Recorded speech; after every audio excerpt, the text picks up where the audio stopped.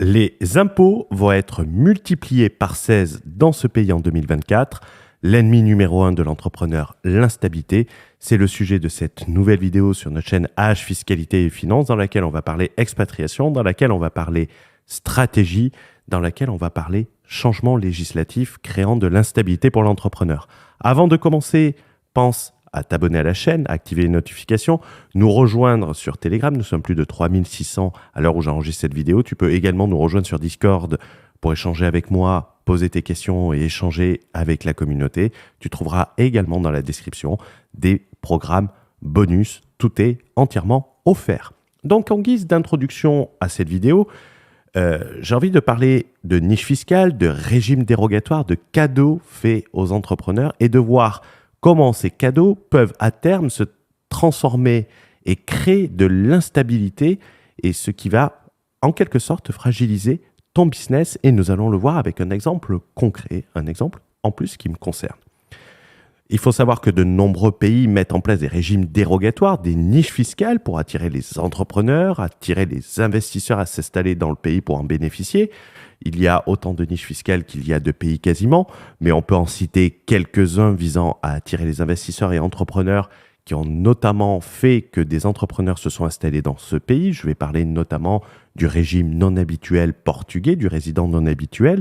C'est un régime fiscal ultra intéressant qui a attiré ou donné envie à de nombreux entrepreneurs de s'installer au Portugal pour bénéficier à la fois d'un cadre de vie ultra agréable, tout en bénéficiant d'une fiscalité très avantageuse. D'ailleurs, n'hésite pas à dire dans les commentaires si tu es installé au Portugal ou que tu as souhaité t'y installer pour ces raisons.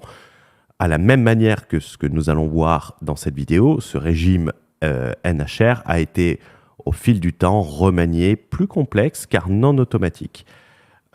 Je parle plus complexe d'accès.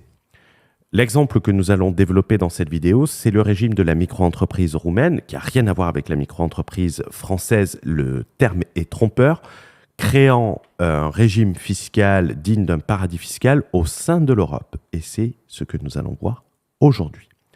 Dans cette vidéo, nous allons voir les nouveautés, le projet de loi pour 2024 qui a été annoncé et comment avec de la stratégie on peut éviter ça, comment on peut multiplier ses leviers, comment on peut multiplier son enrichissement et comment on peut éviter ce genre de problème.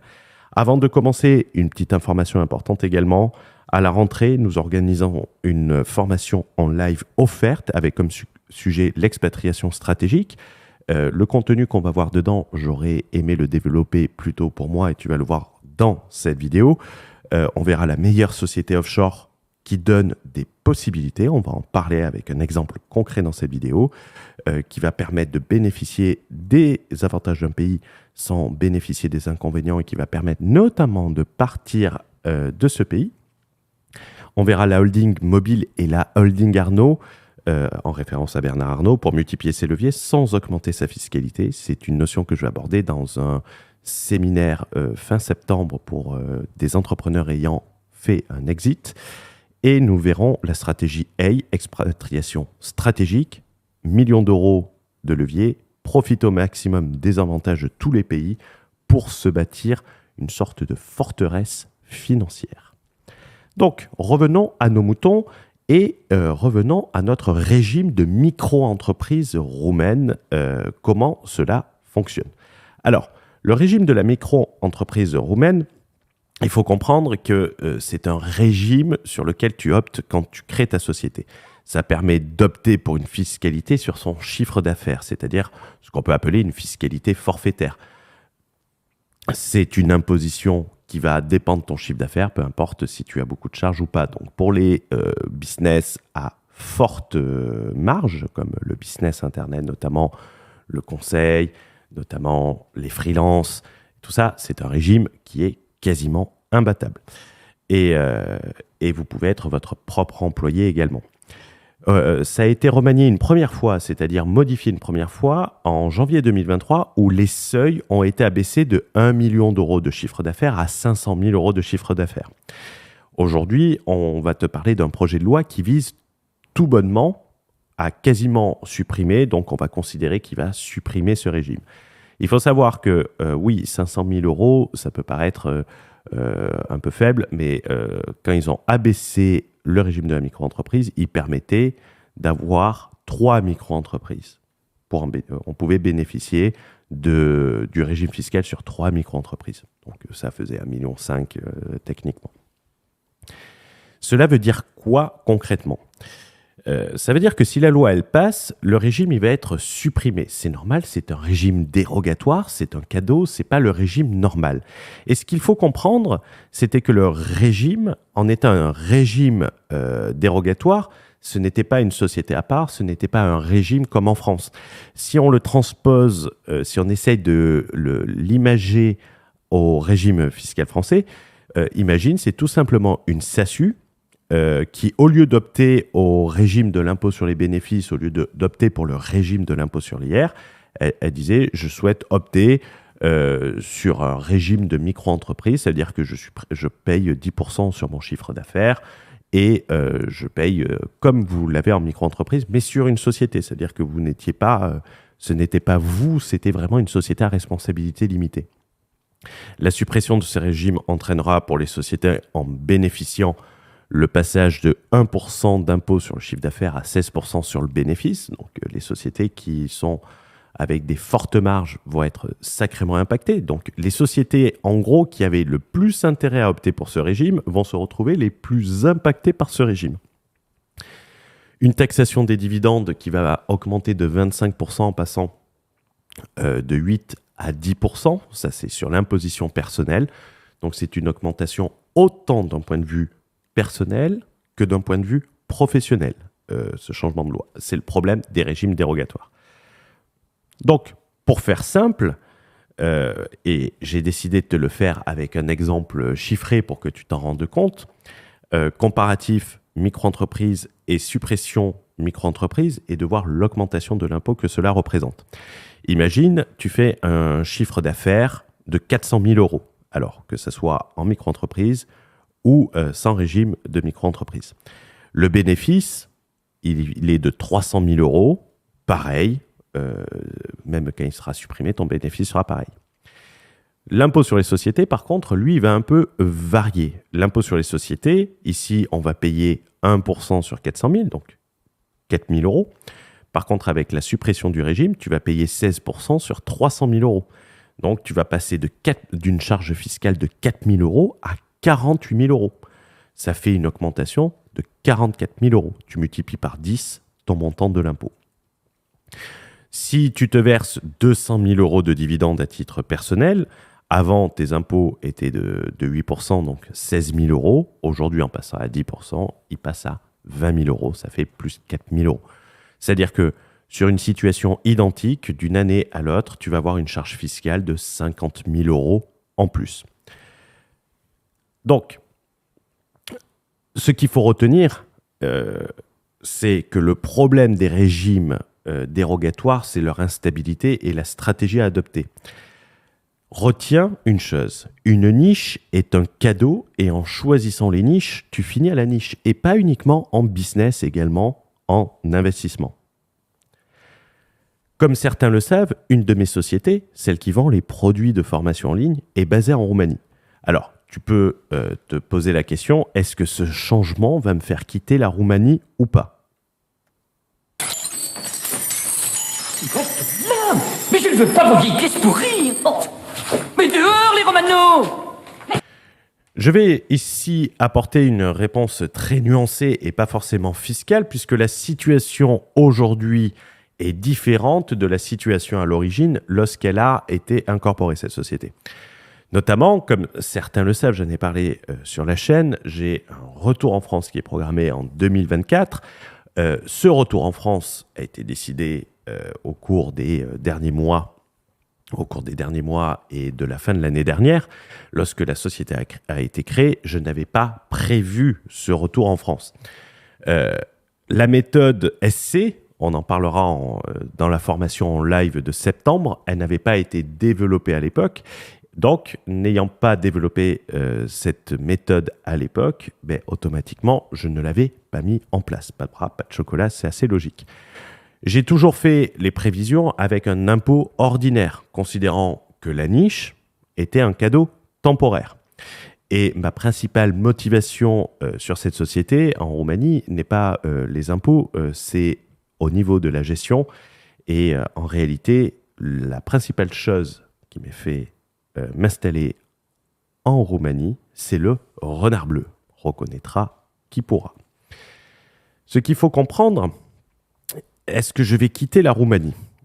Ce n'est pas du tout au programme. Même si le projet de loi passe, cela ne va rien changer sur la prévision. Et je vais même te dire, ça va même peut-être toujours se servir d'un problème comme une force. J'en ferai peut-être une discussion sur le Discord ou sur le Telegram, donc pense à le rejoindre. La fiscalité n'étant pas la raison de l'implantation. Donc en soi, moi, ça ne va pas me changer grand-chose. Et surtout que techniquement, à partir de l'année prochaine, la société avait pour but de capitaliser, tout simplement parce que c'est la deuxième société qui va me verser la rémunération pour investir dans l'immobilier. Donc en soi, ça n'a pas énormément d'incidence. Cependant, je souhaite apporter une nuance capitale à cette remarque. Si j'avais mis en place la méthode SC en Roumanie, on rappelle, c'est une stratégie de mobilité qui est développée, j'aurais rapatrié cela au sein de la Madre, de la mère, pour accentuer le levier bancaire avec le retour en France. Même en faisant une croix sur l'avantage concurrentiel qui était la gestion entièrement gérée et faite dans les règles de l'art, qui est l'expertise incroyable du renard bleu. Ça veut dire quoi ? Ça veut dire qu'en fait, ça aurait pu me permettre d'accentuer la rémunération et d'avoir un effort capitalistique moindre sur la deuxième société. Parce qu'il faut bien comprendre que la deuxième société qui va me verser la rémunération en France, elle va devoir lancer des nouveaux produits pour me verser cette rémunération. Si j'avais déjà les revenus de la société roumaine, ben, ça me mettrait une sorte de filet de sécurité au lieu de le capitaliser à l'étranger. Donc, ça aurait pu être une considération. Mais comme je l'ai dit, ça a été une stratégie qui a été développée a posteriori, post-création, donc pour répondre à un besoin spécifique. C'était notamment pour des besoins d'Amazon FBA où ils ne peuvent pas se déplacer très facilement à l'expatriation, et c'est une grosse problématique. Où est-ce qu'on met notre société ? Et si j'avais su, oui, j'aurais mis la solution dès le départ. Retiens qu'il faut viser la stabilité. Un business à long terme se construit sur des bases stables, c'est-à-dire il faut une visibilité, il ne faut pas qu'un changement te balaye tout ton business. Comme en investissement immobilier, choisir le LMNP, c'est prendre un risque vis-à-vis de la fiscalité stable de la SCI à l'IS, c'est de choisir la niche.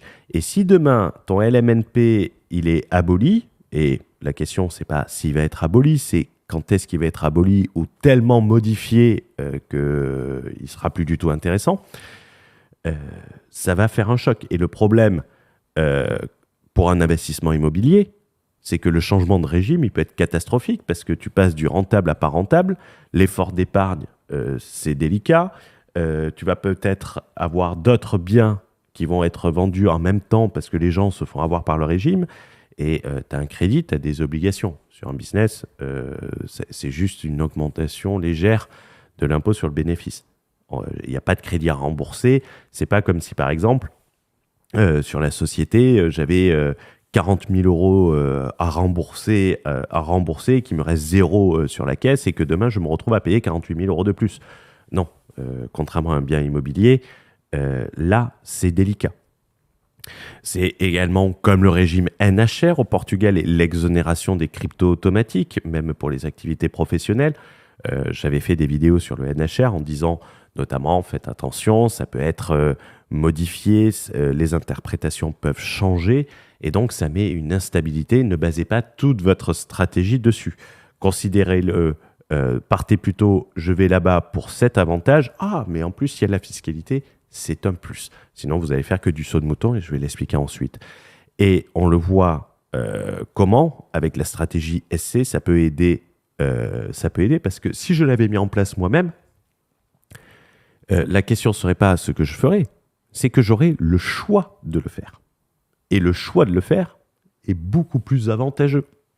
Donc, je suis même en train de réfléchir à autre chose. C'est ça le plus important, c'est d'avoir le choix. C'est te donner des choix et ne pas subir tes choix. d'où le principe d'expatriation stratégique, de liberté, de vision long terme. Le problème du saut de mouton, c'est-à-dire partir d'un pays à l'autre, j'ai appelé saut de mouton, c'est super original, j'en ai conscience, c'est que changer de pays régulièrement entraîne notamment que lorsque tu vas t'expatrier dans un pays, généralement, tu vas créer une société, que tu vas partir et ensuite tu vas la fermer, tu vas perdre ton historique pour en rouvrir une, repartir de zéro. Cet historique, il peut être multiple en réalité. Il n'y a pas que l'historique bancaire dans la vie. L'historique bancaire, c'est la capacité à lever la dette, c'est la capacité à multiplier ton patrimoine. Il faut comprendre, et on le verra sur des sujets et sur des vlogs, c'est que les entrepreneurs se concentrent à juste additionner les flux de revenus. D'ailleurs, on les entend beaucoup sur Internet. Ouais, on additionne nos sources de revenus. Ouais, j'ai 10 sources de revenus. Personnellement, je préfère avoir une source de revenus et faire en sorte de la multiplier parce que ça va beaucoup plus vite et l'enrichissement sert à ça, à faire effet de levier. Un levier multiplie une addition, il va falloir sacrément additionner. Mais sur Internet, vous avez également une autre chose plus importante, c'est l'historique Stripe, c'est la facilité de paiement, c'est les abonnements, c'est le track record. Sur le compte Stripe de la société en Roumanie, ça fait 2 ans, il n'y a eu aucun incident, plus de 2 ans, ça va faire 3 ans. Il n'y a aucun incident de paiement, il y a des volumes qui ont été faits, on n'a jamais eu le moindre blocage. Il y a une histoire, il y a un historique. Repartir de zéro et recevoir des revenus, c'est un compte qui peut sauter, c'est des sommes qui peuvent être conservées chez Stripe. On a les virements quasiment immédiats aujourd'hui. Donc, c'est un historique qui a une valeur pour ton business. La crédibilité aussi, même si sur Internet, c'est peu important d'être crédible. Une société ancienne inspire plus confiance qu'une société créée il y a 3 mois. Regardez généralement les Ponzi sur lesquels certains investissent. Déjà, quelquefois, il n'y a pas de société, mais sinon, ce n'est pas des sociétés qui ont 15 ans d'ancienneté. Alors oui, on peut acheter des sociétés avec une ancienneté, mais ça, c'est assez délicat. On pourra faire un sujet sur ça si cela vous intéresse. Mais demain, imagine, tu as un artisan qui vient de te faire un devis à 50 000 euros. Tu as 2 artisans. Tu en as un qui te fait, pour la même mission, un devis à 65 000 euros et l'autre à 50 000 euros. Celui qui a 50 000 euros, il vient de créer sa société il y a 1 mois. L'autre a 65 000 euros pour les mêmes prestations. Il a sa société qui est là depuis 10 ans. Tu prends lequel ? Je pense que beaucoup de gens préfèrent payer plus cher pour quelque chose qui a plus d'historique, la crédibilité. L'actif également, si ta société a de l'immobilier, une marque, ouvrir, fermer, ça commence à être chiant et ça commence à coûter cher. On ne parle même pas des personnes qui font du Amazon FBA qui, eux, ont une problématique, c'est qu'ils ne peuvent pas fermer pour réouvrir parce qu'ils perdent le store. C'est ultra délicat. Ils ne peuvent pas changer de société. Donc, ils sont obligés de conserver une même société. C'est généralement la problématique des gens qui veulent s'expatrier en faisant un business Amazon FBA, c'est qu'ils se disent, est-ce que je crée la société dans le pays, dans quel pays je vais m'expatrier, qui oblige un peu d'avoir une vision stratégique. Et la méthode essai a été développée par rapport à ces personnes pour répondre à ce besoin qui est très particulier sur Amazon FBA. Également, comprends que la stratégie adoptée, c'est ne pas baser une stratégie sur une niche, comme nous l'avons dit précédemment, favoriser une stratégie, comme j'ai dit, la méthode essai qu'on va développer dans la formation en live, permet de bénéficier des niches, permet ensuite de bénéficier de la mobilité, d'avoir le choix. C'est le choix le plus important, sans avoir les inconvénients. Les inconvénients, c'est de te dire, est-ce que je fais une croix sur mon compte Stripe ? Est-ce que je fais une croix sur mon historique ? Est-ce que je fais une croix sur l'historique ? Cela permet de faire la meilleure société offshore en quelque sorte. La visibilité long terme est la chose la plus importante dans ton business. L'enrichissement rime avec long terme. C'est très important et on verra plusieurs sujets, notamment des vlogs sur ça. Il n'est de si bonne compagnie qui ne se quitte, donc il va être temps pour moi de conclure sur cette vidéo. Comprends qu'une expatriation, elle doit être stratégique. Et encore plus aujourd'hui où les choses changent très vite, où les régimes évoluent très rapidement, où les pays se font de la compétition fiscale pour attirer les entrepreneurs, mais une fois qu'ils ont attiré les entrepreneurs, ils retirent les choses qu'ils ont mis en place pour attirer les entrepreneurs. Donc, tu dois avoir une mobilité extrême sans avoir les inconvénients de la mobilité. La stratégie va te permettre d'aller chercher le meilleur dans chaque pays, faire ce qu'on appelle du country shopping, c'est un terme juridique, pas du country shopping, mais généralement ils appellent ça du treaty shopping, pour développer ton business, développer tes investissements, c'est aller là où c'est le mieux. Tu vas là où c'est le plus facile pour lancer ta boîte, où c'est ultra rapide. Une fois que c'est lancé, tu vas peut-être aller là où tu vas pouvoir investir massivement tant que ton business crache du bénéfice. Ensuite, tu vas pouvoir aller dans un pays où tu vas pouvoir profiter de tes investissements tout en bossant, puisque tu seras libre. 3 pays, une seule société. Sans stratégie, tu vas perdre du temps et tu vas pas t'enrichir, parce que pour s'enrichir, il faut créer du capital, il faut créer l'historique. Avec de la stratégie, tu vas gagner plus rapidement, tout simplement. Je te souhaite une excellente journée, une excellente soirée. N'oublie pas de t'inscrire à la conférence. Ça ne sert à rien de me dire c'est quoi la méthode essai. Ça sera révélé à la conférence, à la formation en ligne et en live. Si tu as des questions sur la stratégie, sur des niches fiscales, n'hésite pas à les mettre en commentaire. Je te souhaite une bonne journée. Ciao, ciao.